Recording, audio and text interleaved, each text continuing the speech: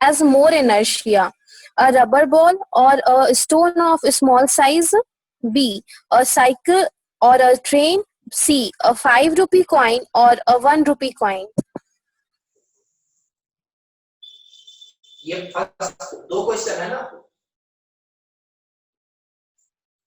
Sir 3 है। अच्छा 3 question है। फर्स्ट में क्या क्या है सर कौन सा पेज नंबर बोले? पेज 118 निकाल लीजिए सबसे पहले। एनसीईआरटी का सारा क्वेश्चन हम डिस्कस कर रहे हैं। पेज 118 ठीक है। क्वेश्चन हम नहीं लिखेंगे, क्वेश्चन आप खुद लिख लेना बाद में, बस आंसर हम लिखवा देंगे आज। ठीक है, तो सबको निकाल लिया हो? बुक जरूर सामने रखिए, क्योंकि यहाँ पे बुक से तो हम दिखा नहीं सकते हैं, बुक मेरे पास है भी नहीं, क्वेश्चंस हम देख के पढ़ भी नहीं रहे, आप ही लोग में से कोई पढ़ रहे हो। ठीक है, तो एनसीईआरटी बुक निकाल लो सबको। यदि एनसीईआरटी किन्हीं के पास नहीं है तो और भी हेल्पिंग बुक यदि है, जैसे एस चांद, हमारे श्रीवास्तव क्लासेस का मॉड्यूल, तो उसमें भी एनसीईआरटी का क्वेश्चन सारा दिया हुआ है, तो वो भी आप देख सकते हो। ठीक है, हाँ जी, फर्स्ट पार्ट में क्या दिया हुआ है? So a rubber ball or a stone of small size. बस दो, ठीक है। और सेकंड में क्या दिया है? Cycle, train And a train. A bicycle and a train. ठीक है। और तीसरा है 1 रुपी कॉइन और एक है 5 रुपी A coin. 5 rupee coin. Yes, sir. कोई भी दो ऑब्जेक्ट, मान लो कि एक का मास कम है और एक का मास ज्यादा है, ऐसा यहाँ पे दिया हुआ है। इनर्शिया का प्रॉपर्टी ज्यादा किसमें होगा? जिसका मास कम है। जिसका मास ज्यादा होगा। जिसका मास ज्यादा है, और हम लिखाए भी थे mass is the measurement of inertia. Mass क्या है? मास इनर्शिया का मेजरमेंट होता है, मतलब जितना ज्यादा मास होगा उतना ज्यादा ऑब्जेक्ट में इनर्शिया का प्रॉपर्टी होगा। तो यहाँ पे जब बोला हुआ है कि एक रबर बॉल है और एक छोटा सा पत्थर है, तो क्वेश्चन से पता चल रहा है कि रबर बॉल जो है वो ज्यादा मास का होगा। वो छोटा पत्थर बोला है तो हम लोग मानते हैं कि वो छोटा पत्थर है, तो मास रबर बॉल का ज्यादा है तो इनर्शिया उसका ज्यादा होगा। ठीक है, फिर आगे दिया है एक साइकिल है, एक ट्रेन है, किसमें इनर्शिया ज्यादा होगा? सर ट्रेन ट्रेन में। ठीक है, तो खुद से आंसर लिखोगे। फिर है एक 5 रुपी कॉइन है, एक 1 रुपी कॉइन है। अच्छा बताओ किसका मास ज्यादा होता है? 5 rupee coin का। 5 रुपी कॉइन भारी होता है, मास ज्यादा होता है, तो हम बोले 5 रुपी कॉइन। आंसर कर लोगे खुद से? यस। ठीक है, ये क्वेश्चन हम छोड़ते हैं, आप लोग खुद आंसर करना। आगे बढ़ते हैं।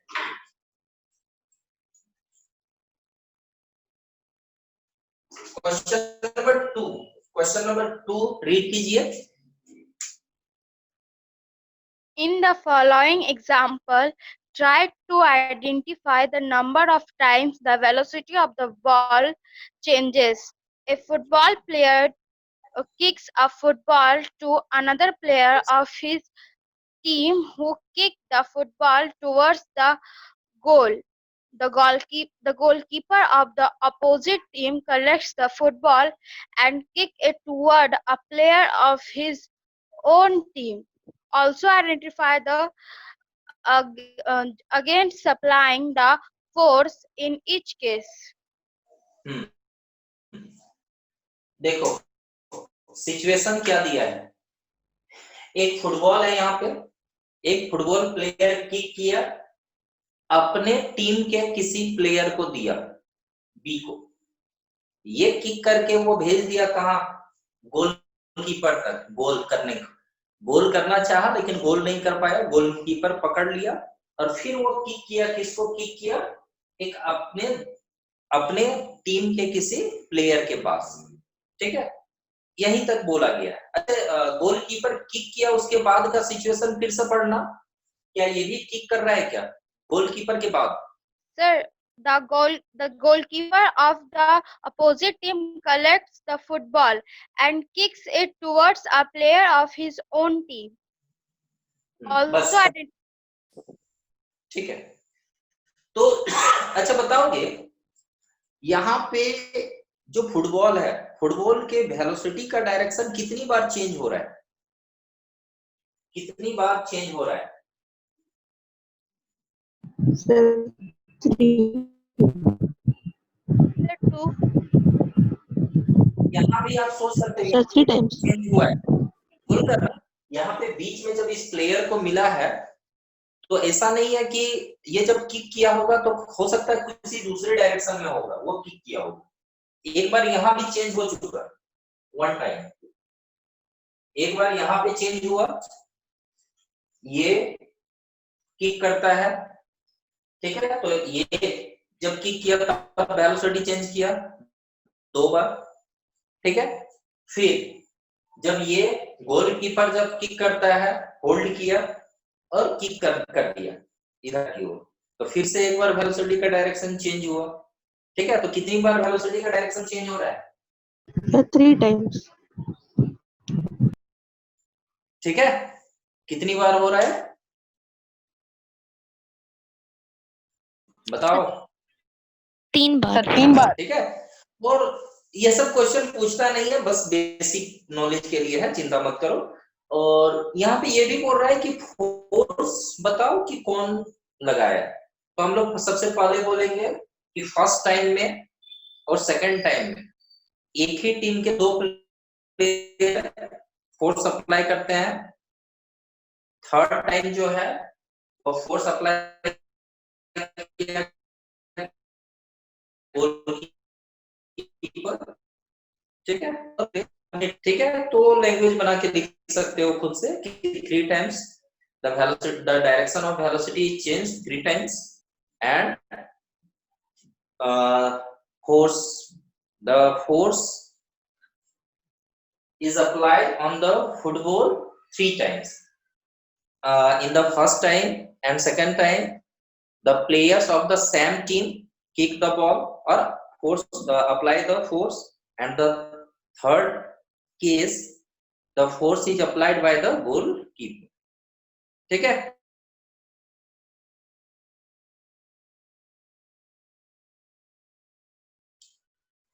बताओगे? हाँ जी, बोलोगे? लिखवा दें कि लिख लोगे? सर लिख सर लिख लेंगे ठीक है, खुद से कोई भी कैसे भी लैंग्वेज बना के लिखो, ठीक है, हो जाना चाहिए। चलो आगे हम लोग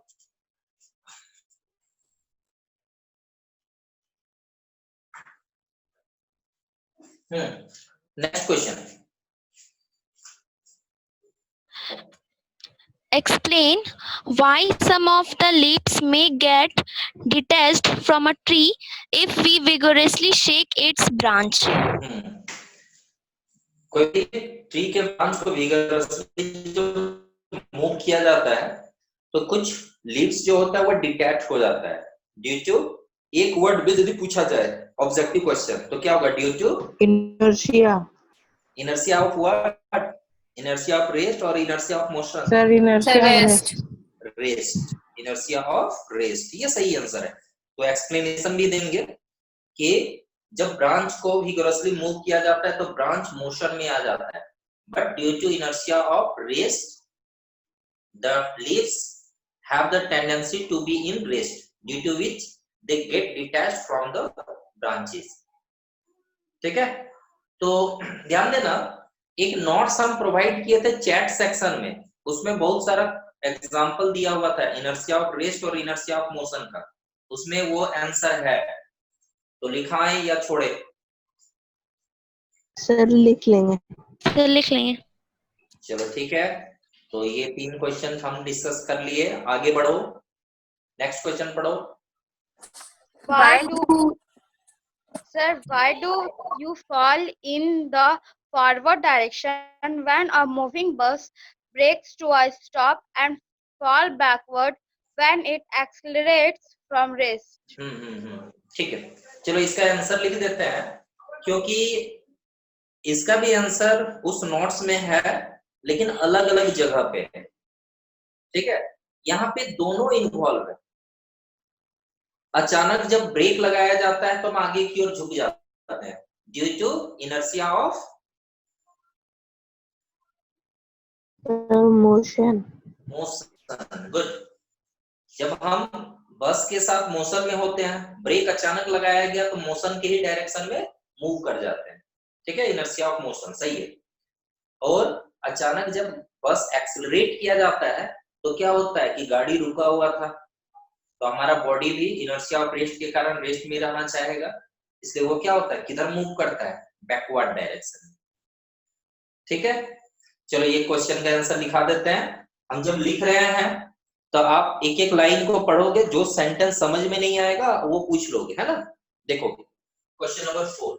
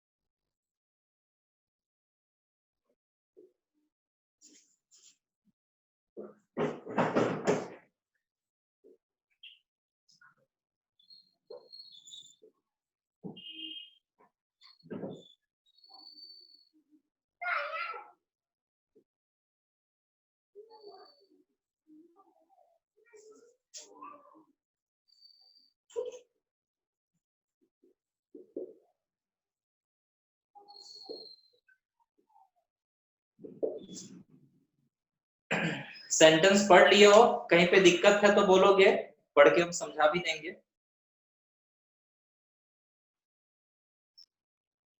पढ़ लीजिए एक बार, कहीं दिक्कत है तो पूछ लीजिए।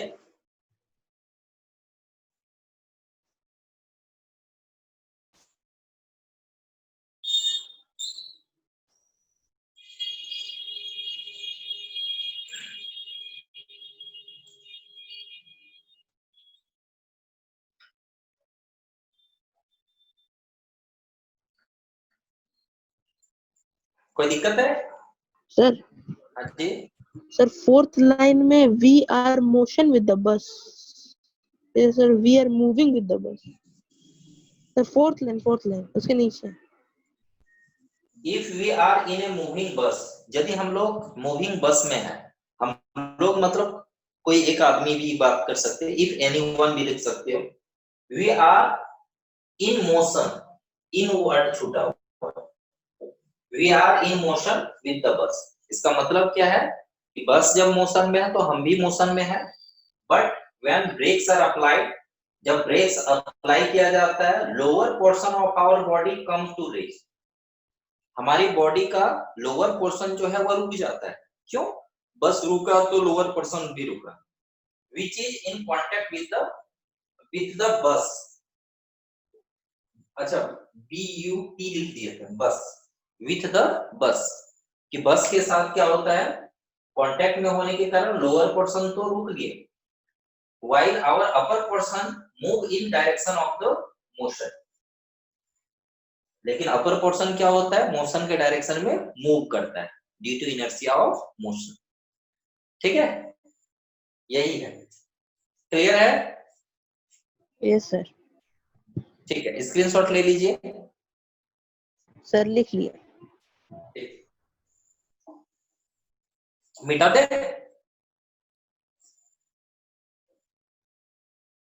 मिटा दे ना? Yes sir. Yes.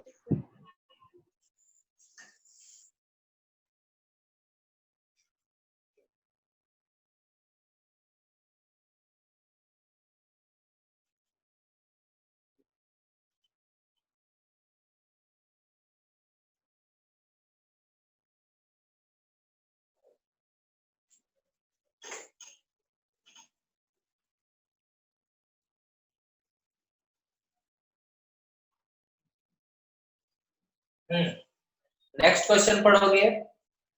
इस पेज में और क्वेश्चन है क्या? नो सर, No, खत्म sir. हो गया। Page No, पलटो, sir. नंबर बताना। Next 126. 126। Read the first question. If action is always equal to the reaction, explain how a horse can pull a cart.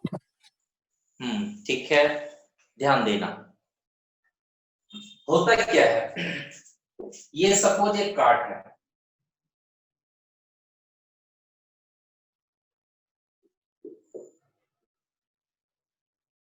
ये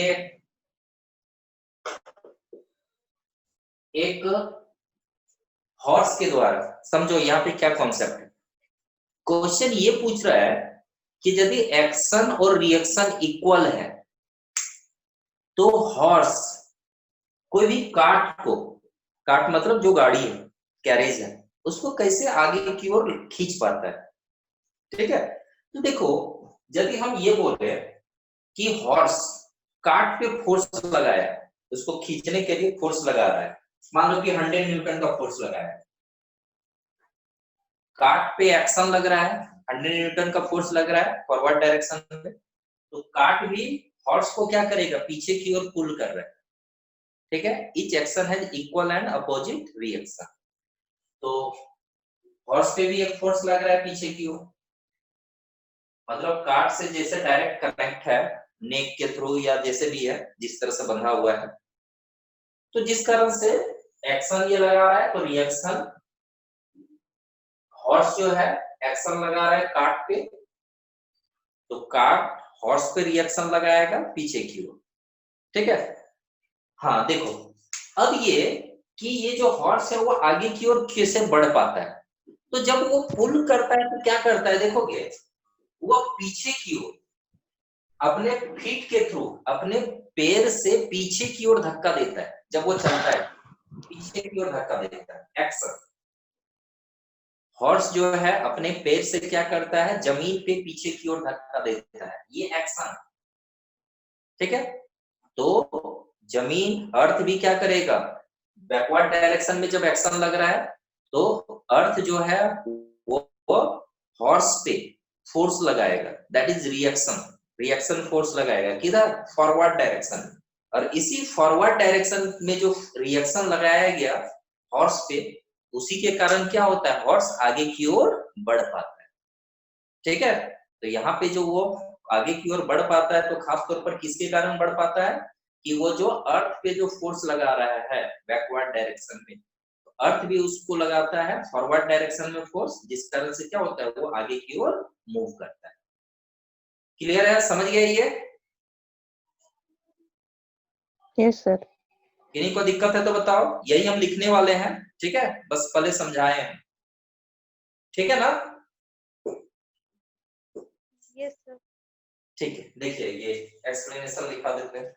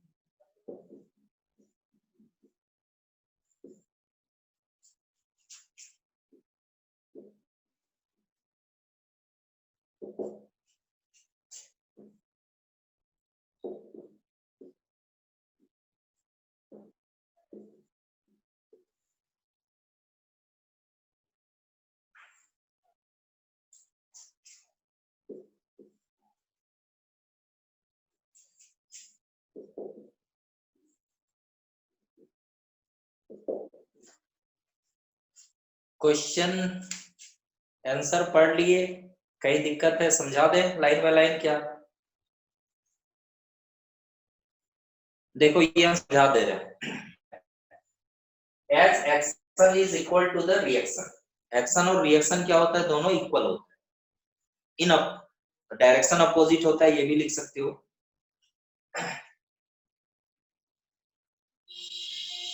यहाँ पे ये भी मेंशन कर देते, equal and opposite. opposite to the reaction.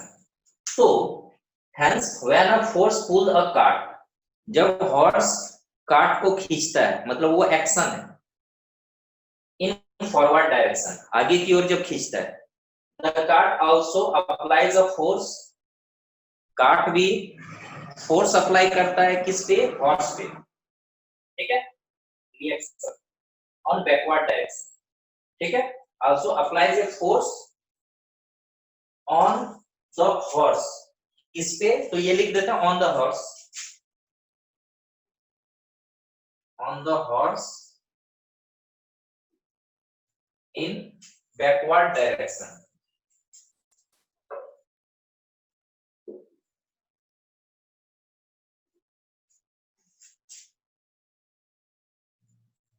In backward direction, horse आगे की ओर लगाया एक्शन, कार्ट पीछे की ओर लगा रहा है रिएक्शन, एक्शन और रिएक्शन। उसी टाइम में at the same time the horse pushes the earth in backward direction. Earth क्या करता है, सॉरी हॉर्स क्या करता है, अर्थ को पुश करता है किधर, बैकवर्ड डायरेक्शन में, ठीक है, बाय इट्स फीट, ये भी लिख देते हैं, किससे पुश करता है, by its feet, by its feet, अपने लेग से, अपने पैर से क्या धक्का देता है। As a result the earth also applies a force in the forward direction which makes the horse move forward with the cart. जब पीछे की ओर अर्थ पर फोर्स लग रहा है, हॉर्स लगा रहा है फोर्स, तो अर्थ भी क्या करता है, हॉर्स पे फोर्स लगाया, रिएक्शन आगे की ओर, तो जिस कारण से हॉर्स आगे बढ़ता है, और आगे बढ़ा तो किसके साथ आगे बढ़ा, कार्ट के साथ आगे बढ़ा, ठीक है। सेंटेंस कहीं समझने में दिक्कत है तो बताओगे, थ्योरी में भी दिक्कत है तो बताना।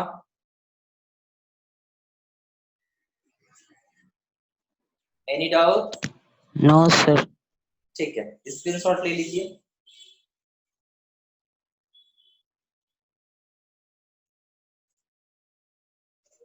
ले लिए सर। ठीक है, सर कोई अननोन स्टूडेंट घुस गया है, ऋतिक रोशन करके नाम है सर। अच्छा कोई नहीं, वो होस्ट जो करते हैं वो देखेंगे, सुमित सर देखेंगे, डोंट वरी, ठीक है। वो कोई नया स्टूडेंट ही होगा। नहीं सर, पहले तो शोना था, उसके बाद वो ऋतिक रोशन अपना नाम रखा, उसके बाद सर उसका नाम सर राजप्रीत सिंह हो गया। तो ना वो आप अपने पढ़ाई पे ध्यान दो, ठीक है, वो किया होगा, अपना नाम चेंज किया होगा, रहने दो, ठीक है। वो सब देखने के लिए है इंचार्ज, ठीक है, आप अपने क्लास पे ध्यान दीजिए।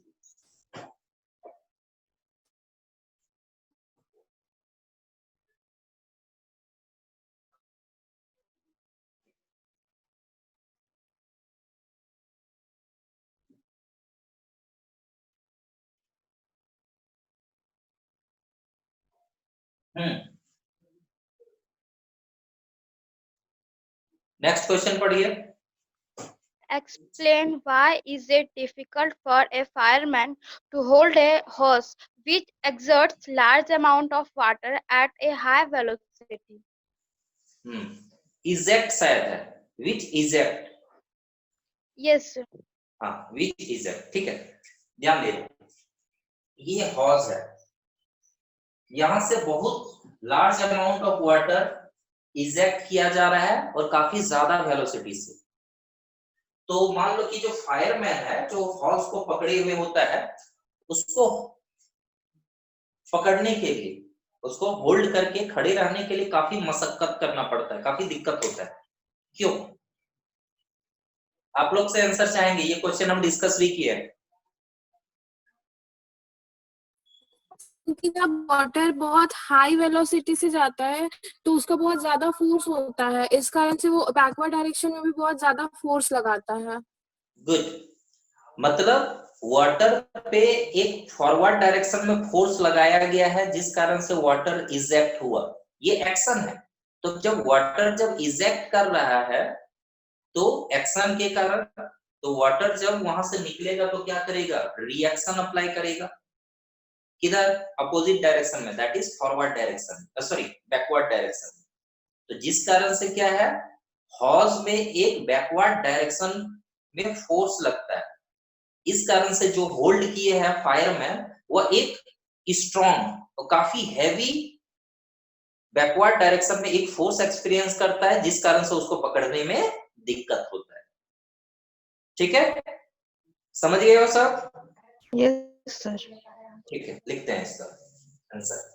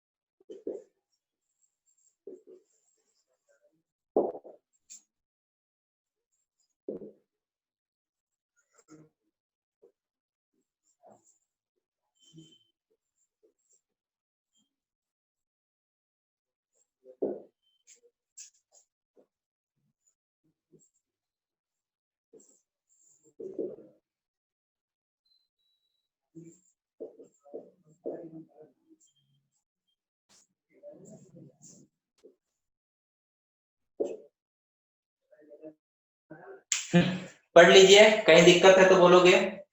क्या लिखे हैं देखोगे, a large amount of force is applied on water to eject from horse with a high velocity. यदि वाटर को हॉर्स से काफी ज्यादा वेलोसिटी से यदि इजेक्ट करना है तो एक बड़ा अमाउंट का फोर्स लगाया जाता है। फोर्स कौन लगाता है, पंप होता है, मोटर होता है, मशीन होता है।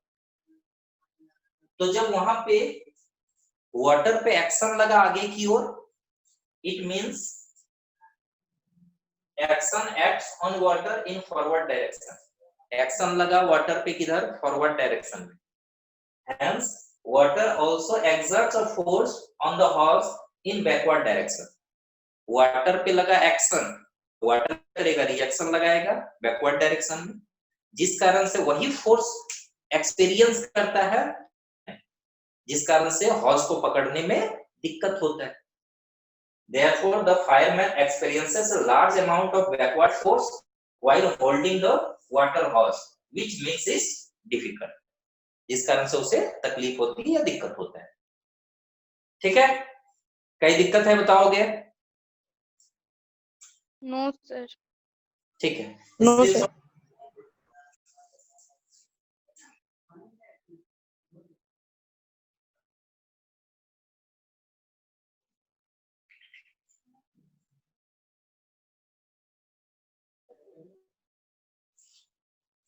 मिटा में? Yes, sir. Yes, sir.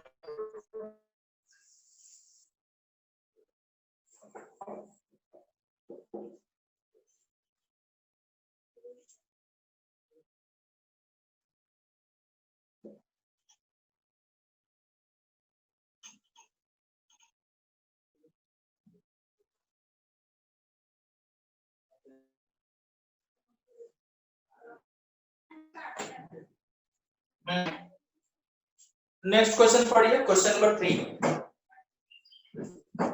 From a rifle of mass 4 kg, a bullet of mass 50 gram is fired with an initial velocity of 35 meter per second. Calculate the initial recoil velocity of the rifle. ठीक है, I think ये question बन जाना चाहिए। ये same question हम बताए हैं, भले न्यूमेरिक डाटा अलग हो, Yes, sir. तो क्या छोड़ दें कि बना दें? सर छोड़ दीजिए। सर बना लेंगे। ठीक है, ऐसे हालांकि हम हिंट दे देते हैं, लिखेंगे by conservation of linear momentum m1u1 plus m2u2 equal to m1v1 plus m2v2। Collision से पहले, कॉलिजन से पहले मतलब इस ट्रिगर नहीं दबाया गया, कॉलिजन से पहले गन भी रेस्ट में है और बुलेट भी रेस्ट में है, तो इसके लिए m1 मान लेते हैं और इसको m2 मान लेते हैं। तो इनिशियल वेलोसिटी इसका भी 0 और बुलेट का भी इनिशियल वेलोसिटी 0, तो यहाँ पे 0 प्लस 0 होगा। मास गन का 4 kg और रिकॉइल वेलोसिटी मतलब पीछे की ओर कितना वेलोसिटी के साथ वो आगे आएगा, वही पूछ रहे हैं। दैट इज v1 निकालना है। फिर यहाँ m2 पता है, किलोग्राम में यदि लाओगे तो 50/1000 होगा और v2 कितना है 35। बस हो गया, एक डिजिट के बाद पॉइंट आएगा। हालांकि ये वैल्यू उठा के इधर ले आओगे तो क्या होगा, -4v1 इक्वल टू, ये आपका है 5/100 इंटू 35, ये 4 आके डिवाइड होगा, तो v1 इक्वल टू माइनस को इधर ही भेज दो, यही जो भी वैल्यू आएगा यही है। रिकॉइल वेलोसिटी नेगेटिव में होगा, क्यों? बुलेट जा रहा है आगे की ओर, पॉजिटिव वेलोसिटी लेंगे, और गन किधर आ रहा है पीछे की ओर। ठीक है, स्क्रीनशॉट लेना है, क्विकली ले लीजिए, यदि किसी को दिक्कत होगा तो हिंट है, बन जाएगा। ठीक है, स्क्रीनशॉट ले लीजिए जिनको दिक्कत हो सकता है, मिटा है।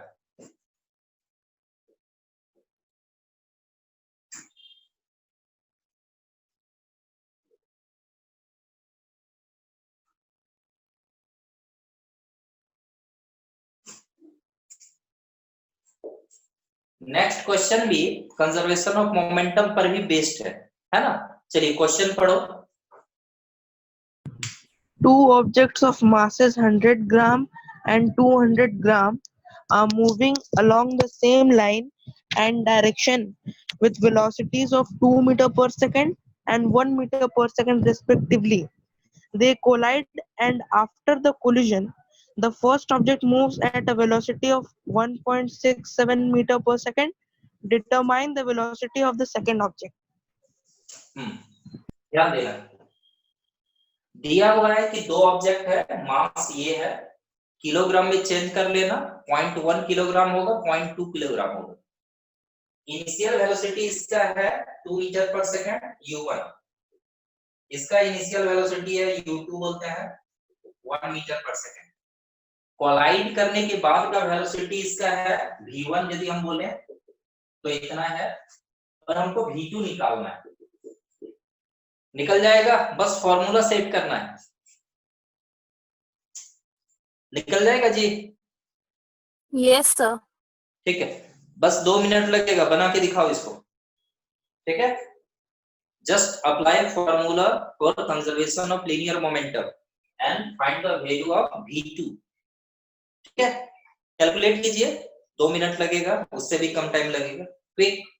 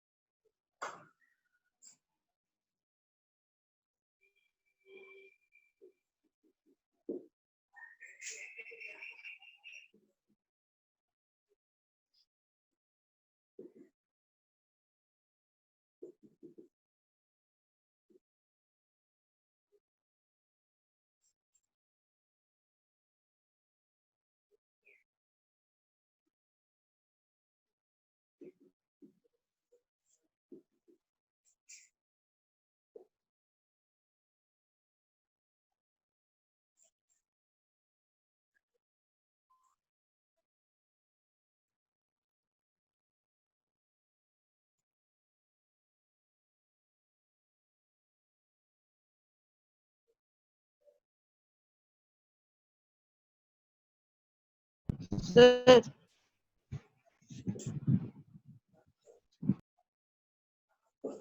Sir, बताओ। 0.1165 ठीक है, meter per second. Very good, Yes, sir. yes sir, वही है। 0.1165 meter per second. Right answer. ऐसे जिनको दिक्कत हुआ होगा वो स्क्रीनशॉट ले लो, m1u1 plus m2u2 equal to m1v1 plus m2v2। यहाँ पे लिख देना by conservation of linear momentum. ठीक है, जो बना लिए बहुत बढ़िया, और जिनका नहीं बना कैलकुलेशन मिस्टेक ही हुआ होगा, आई थिंक ये सिंपल ही क्वेश्चन है। ठीक है, स्क्रीनशॉट ले लिए, मिटाए। Yes. ठीक है,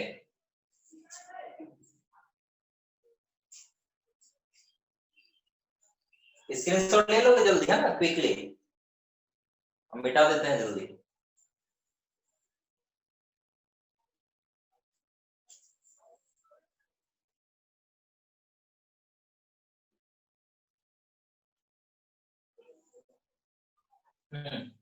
नेक्स्ट एक्सरसाइज का क्वेश्चन है, ये कंप्लीट हो गया। Yes, sir.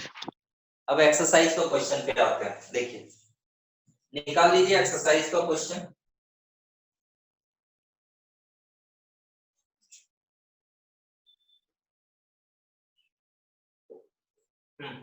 Read the first question.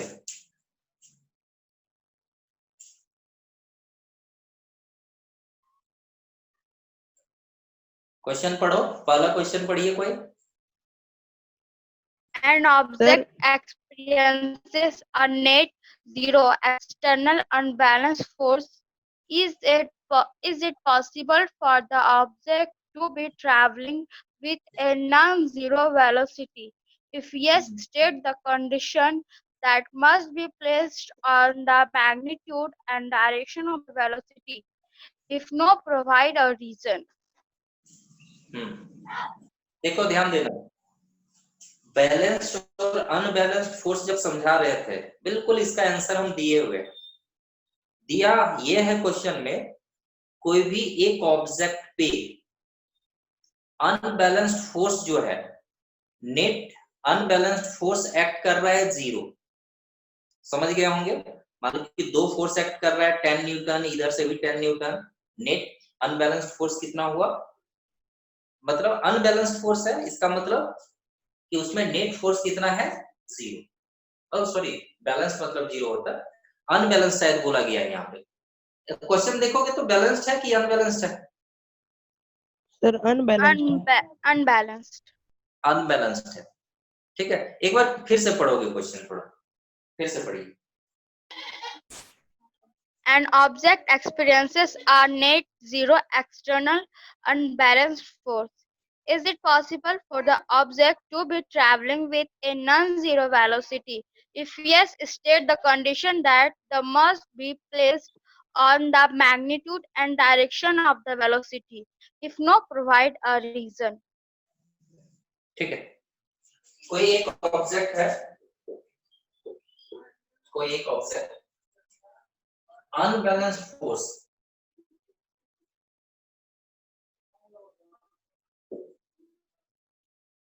Zero, net unbalanced force कितना है? 0। ऐसा ही बोला ना कि नेट अनबैलेंस्ड फोर्स 0 है, इसका मतलब बैलेंस्ड फोर्सेस है। जब बोला जा रहा है कि नेट अनबैलेंस्ड फोर्स 0 है, इसका मतलब क्या है? उस पे बैलेंस्ड फोर्सेस एक्ट कर रहा है, 2 या 2 से अधिक फोर्स एक्ट कर रहा है। ओवरऑल कितना उस पे फोर्स लग रहा है? 0, जो एक्सटर्नल बाद में लगा है उस पे। तो क्या ऑब्जेक्ट मोशन में हो सकता है, ये बताना है। No, sir. यदि ऑब्जेक्ट रेस्ट में था तो नेट फोर्स यदि 0 लगेगा तो वो रेस्ट में ही रहेगा। लेकिन अच्छा ये बताओ, तो यदि ऑब्जेक्ट ऑलरेडी मोशन में था तो? सर तो वो मोशन में ही रहेगा। मतलब यदि इस तरह का कंडीशन है और ऑब्जेक्ट ऑलरेडी मोशन में था, पहले वो मोशन में यदि था और उस पे बैलेंस्ड फोर्स लग रहा है, नेट अनबैलेंस्ड फोर्स 0 का मतलब बैलेंस्ड फोर्स। जब एक्सटर्नल बैलेंस फोर्सेस लग रहा है तो उसके मोशन में कोई चेंजेस नहीं आएगा, मतलब वो मोशन में ऑलरेडी था तो वो मोशन में ही रहेगा, और जिस वेलोसिटी का जो डायरेक्शन था, वेलोसिटी का डायरेक्शन भी वही रहेगा, वेलोसिटी का डायरेक्शन भी चेंज नहीं करेगा। क्लियर है? Yes, sir. ठीक है, आंसर लिखा देते हैं इसका।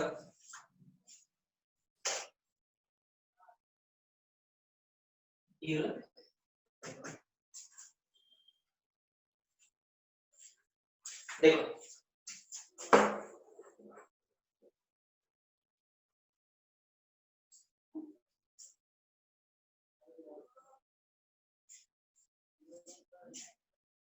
if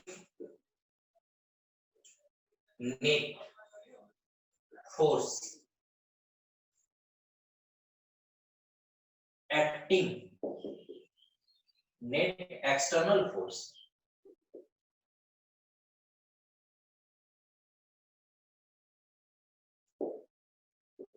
is 0, then there is no change in the motion of the object in the state of motion, लिख देते हैं, in the state of motion।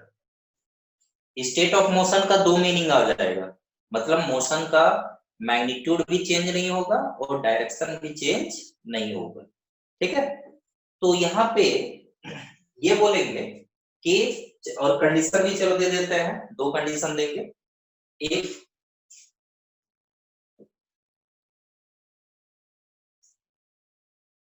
the object is already, object was already in motion, then such force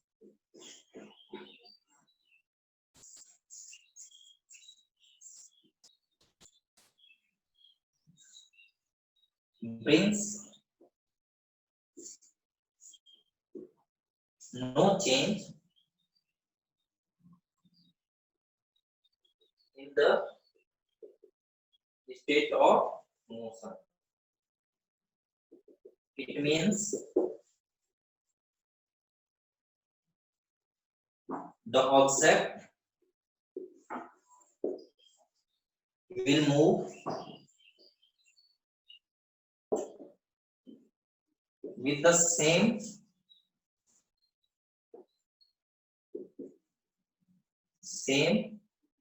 magnitude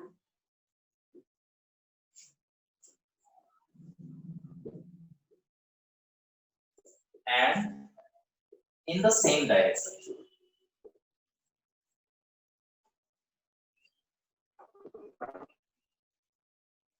ठीक है, तो यदि इस तरह का फोर्स कोई ऑब्जेक्ट पे लगे, एक्सटर्नल फोर्स लगे, तो ऑब्जेक्ट जैसा था वैसा ही रहेगा, जिस डायरेक्शन में जा रहा है उसी डायरेक्शन में जाएगा और उतना ही मैग्नीट्यूड के साथ मूव करेगा। ठीक है, स्क्रीनशॉट ले लीजिए इसका।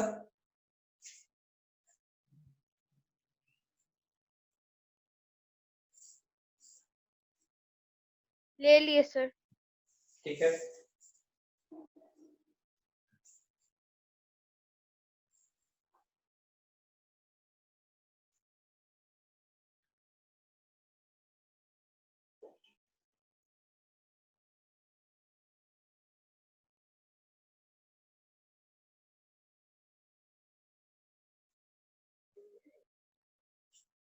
सेकंड क्वेश्चन पढ़ो। When When a a car carpet is beaten with a stick, dust comes out of it. Explain. Question लिखा है कि छोड़ दें? कारबीट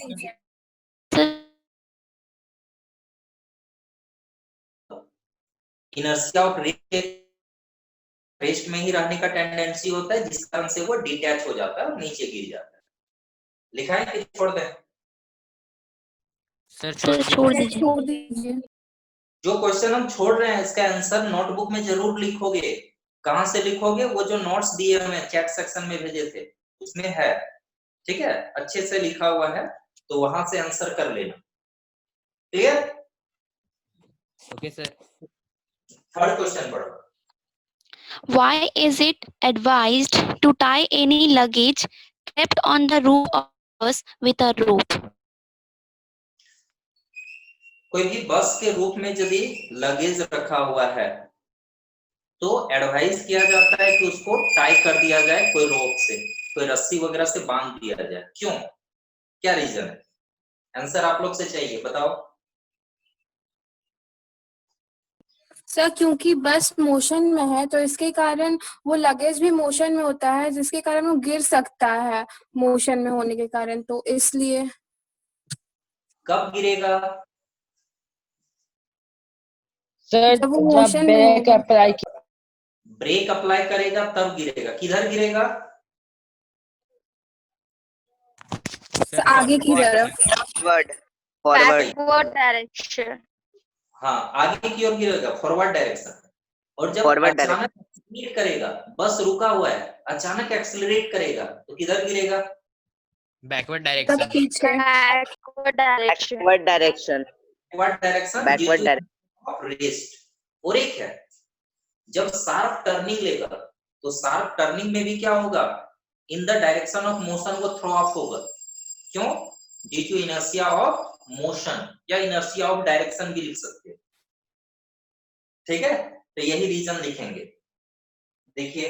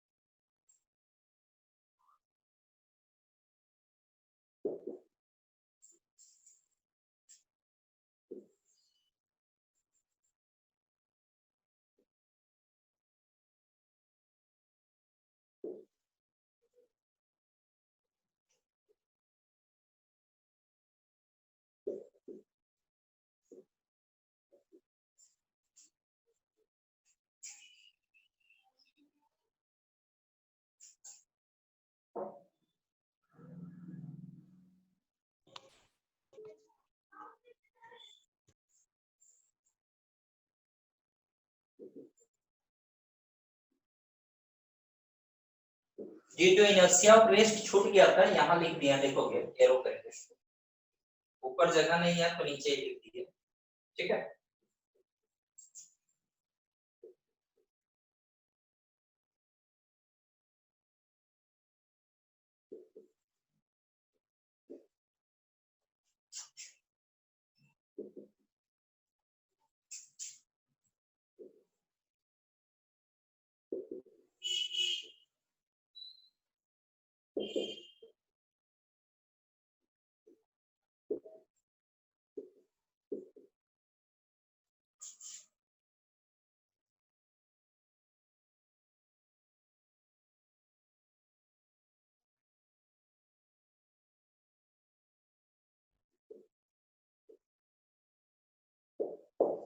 ठीक है, कहीं दिक्कत है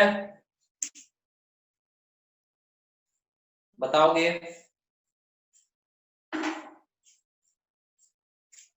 समझ गए ना?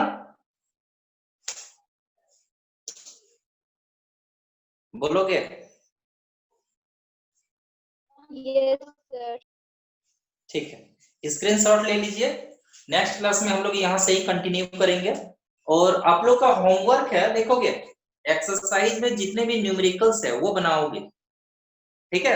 यदि बन जाएगा सारा तो हम लोग बस थ्योरेटिकल हम बताएंगे, और जहां दिक्कत होगा वो डिस्कस कर लेंगे। तो होमवर्क है कि न्यूमेरिकल्स बनाओगे, ये होमवर्क